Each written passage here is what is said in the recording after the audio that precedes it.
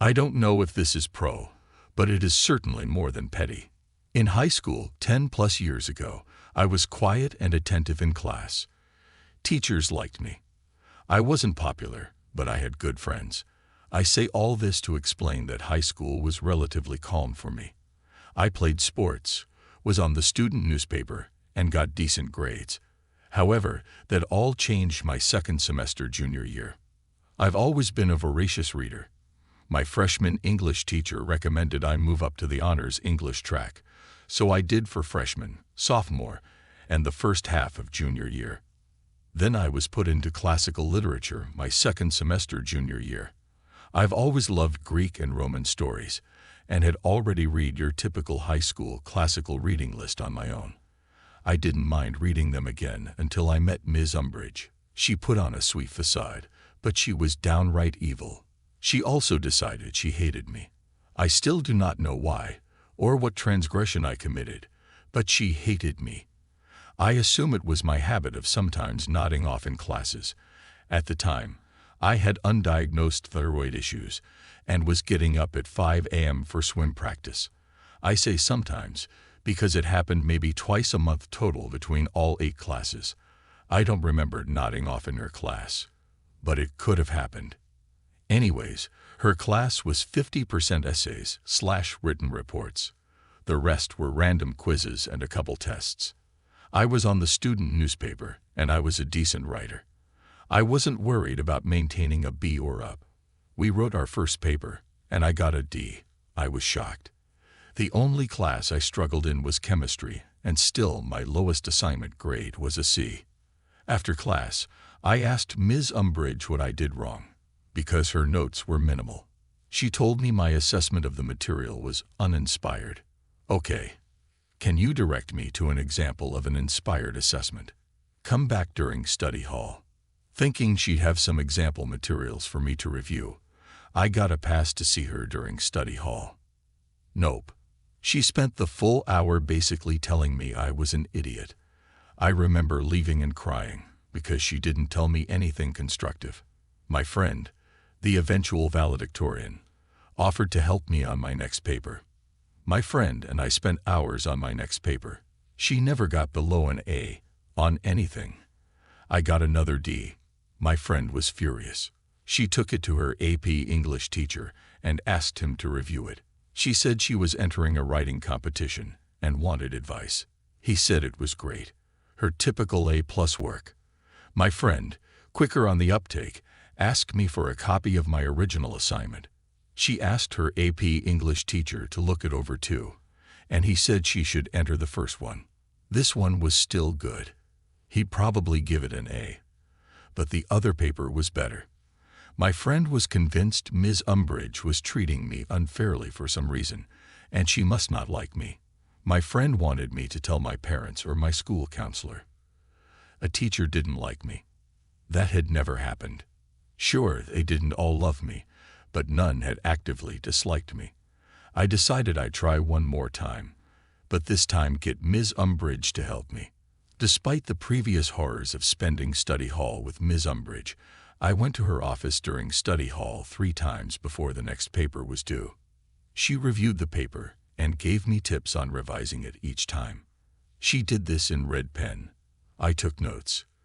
By the time the next paper was due, I had 3 revised versions with her notes in red ink on each one.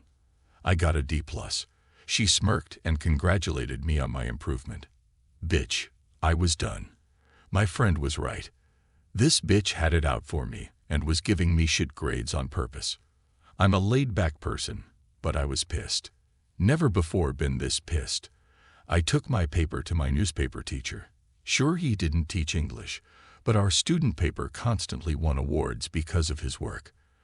I told him I was having trouble in English, and could he please look over my paper and give me advice. He was a little confused as to why I didn't ask my English teacher, but he did it. He also told me it was great, but gave me a few minor changes to make.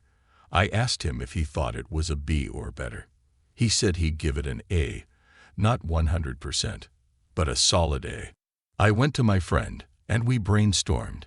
I couldn't request a drop/add. This wasn't college.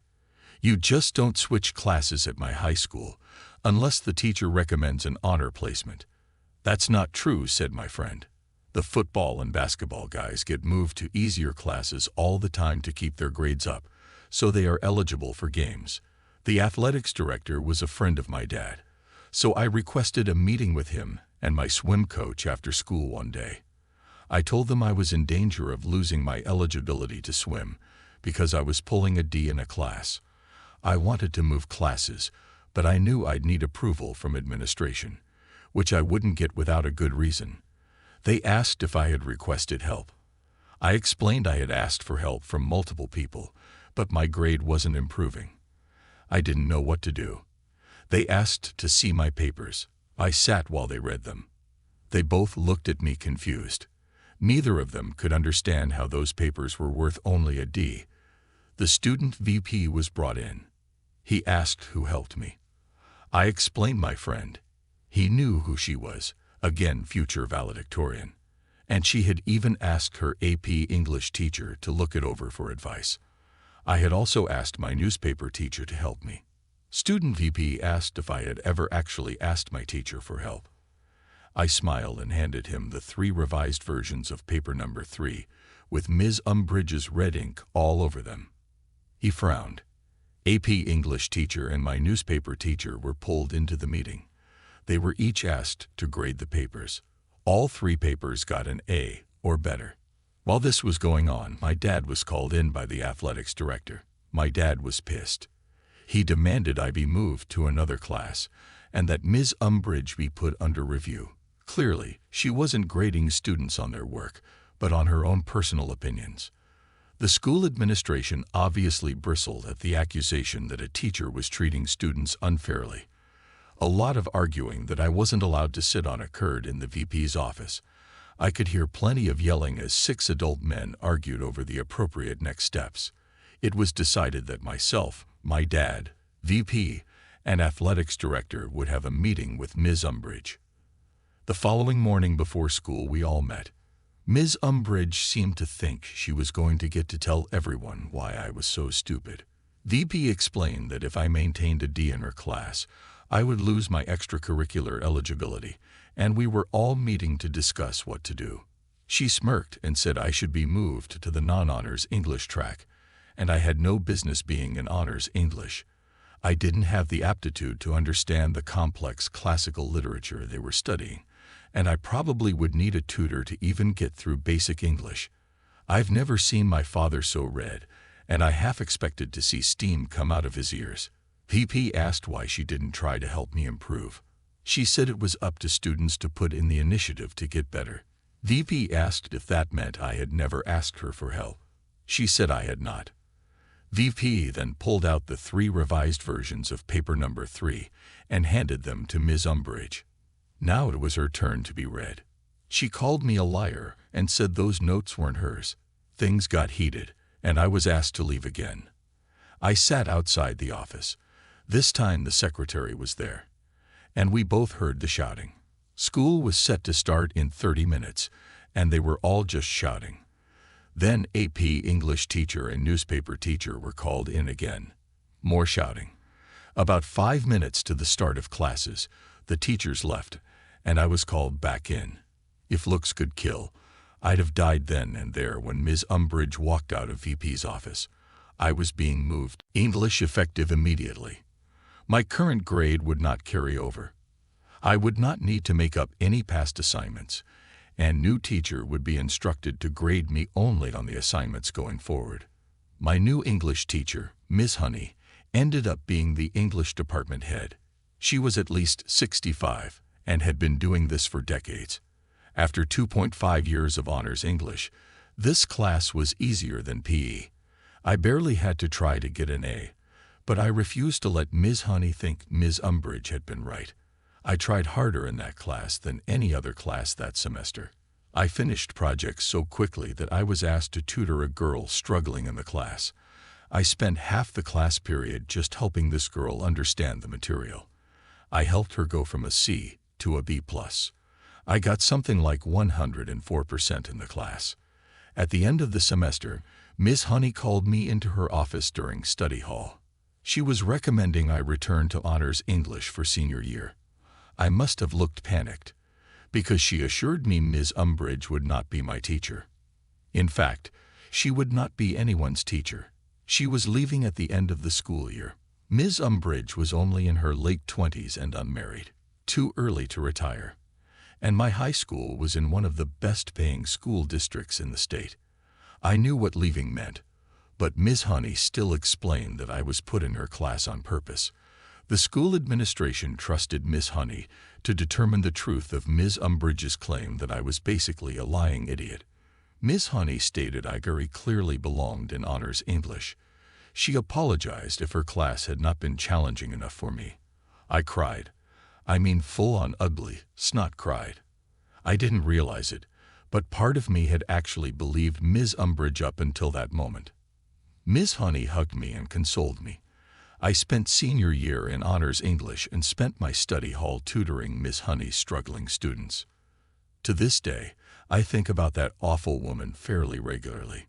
My career is strongly writing-based, and I still worry obsessively over my writing.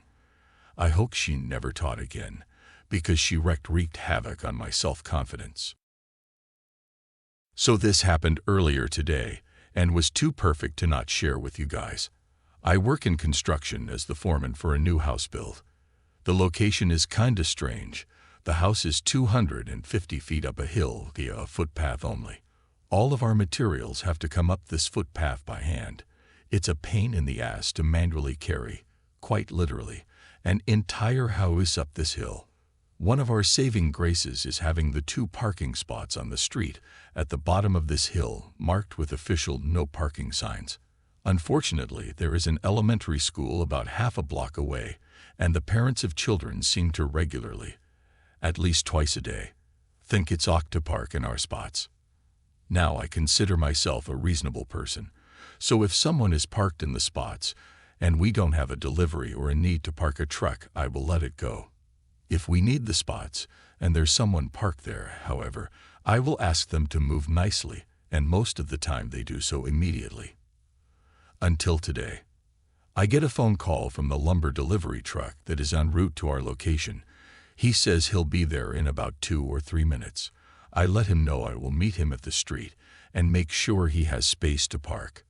He's carrying all of the material to frame the roof of our house, which is a lot of really big lumber and will take easily an hour to bring up the hill, so naturally I didn't want him parked in the middle of the street with his hazards on for an hour, when we have a perfectly good parking spot for him. As I begin my trip down the hill, I notice there is a school parent sitting in her car idling, assuming she's just waiting to pick up her child. I walk up to her car and politely let her know that she is parked in a no parking zone, and we really need her to clear it to park a delivery truck. She scoffs at me and rudely states back, "I'll just be a few minutes, and your truck isn't here. Take a chill pill, dude." Before I can respond, a giant lumber truck comes around the corner, and I wave to him, and then gesture towards him to the woman in the car who has now put her window back up to ignore me. I put on my best customer service smile and wave at her through the window. She put it down halfway, and angrily shouts, "What?" By now the truck has pulled up alongside her car, and I politely ask her again, with a stronger tone of voice, to move her vehicle, reminding her that she is illegally parked in a tow-away zone. Then she gives me this wonderful idea. She says, "Can't you guys just unload around me?" Jesus, it's not that hard. I give her another smile and walk away, a brilliant plan forming in my head. I instruct the delivery driver to park as closely to her as possible and block her in with the porta potty that is at one end of our reserved spots and the parked car that is parked just adjacent to our spots on the other end. He smiles because he immediately gets what I'm trying to do and proceeds to expertly block this lady and her car into a little 2 parking spot jail. We unstrap the lumber and my guys begin humping material up the hill. Meanwhile, I call the police parking enforcement to let them know the situation. At this point in time, I wasn't trying to get her in trouble. I just wanted a record of why we were blocking part of the street, so we don't get in trouble with the city. The very friendly traffic officer lets me know that she can be there in about 30 minutes, and deal with the situation for me. Wonderful. As we continue to unload lumber, the child of the parent shows up. And wouldn't you know it, Mom is just now realizing that the lumber truck is parked so close she can't get out of her driver door to meet her kid. She awkwardly clambers across the inside of her car and stumbles out the passenger door, shooting glaring looks at me and the truck driver in the process. She loads her kid into the back and then begins to realize that she has no way of leaving. She comes storming up to myself and the driver and states, "I'm in a big hurry. You need to move your damn truck right now so I can go." Before I can respond, the driver gets a grin on his face and says, "Ma'am, in order to unload the lumber on the truck, we had to unstrap it. And per our company policy, I'm not allowed to move the truck with any unsecured load on it. Sorry." This sends her into near aneurysm levels of blood pressure. Meanwhile, I can barely contain my laughter. "Fuck your policy, I have somewhere to be," she barks back at him. At this point, with impeccably convenient timing, the parking enforcement officer shows up and parks behind the truck. She doesn't see the officer arrive, and while the officer is still getting out of her vehicle, I just casually say, "Can't you just pull out around it? It's not that hard." With the biggest shit-eating grin I've ever had, I watch as she realizes that I just used her line on her. "Fuck you," she yells, and storms back to her car, and angrily clambers back in through the passenger door and into the driver's seat. At this point, the officer is walking up to myself and the driver. Before she can even introduce herself, the mom in the car slams it into reverse and stomps on the gas, crashing into our porta potty and knocking it over, and then throws the car into drive and tries to mount the curb and drive on the sidewalk. The officer, driver, and I are staring in disbelief as she gets halfway over the curb and gets stuck. I can hear her screaming obscenities over the idling truck from inside her car. The officer promptly walks up to the door of the car and orders her out. My favorite part of the entire thing is watching her face go to shock as she realizes she just did all of that in front of a police officer. She gets slapped in cuffs as the parking officer calls for a second unit, and she is promptly sat on the very curb she tried to drag over. She sits on the curb yelling to the now two officers about how we told her she could stay there and that we never asked her to move. The traffic officer responds that she was the one who was originally called when she first refused to move and that she already knows what's going on. While myself and the driver are giving a report to the second officer, my guys finish moving the remainder of the lumber, and the driver finishes his statement and takes off to go back to the yard. By the end of the ordeal, she was arrested, charged with child endangerment. Her kid was in the back of the car the whole time. Reckless driving, destruction of property, the porta potty, and driving on a suspended license. On top of all that, she also got her car towed. The kid went home with his grandma, and she went to spend some quality time in a cell. I never expected her to actually heed my advice to just pull out around it. But I think next time she'll probably think twice about parking in a tow-away zone if she ever gets a license again.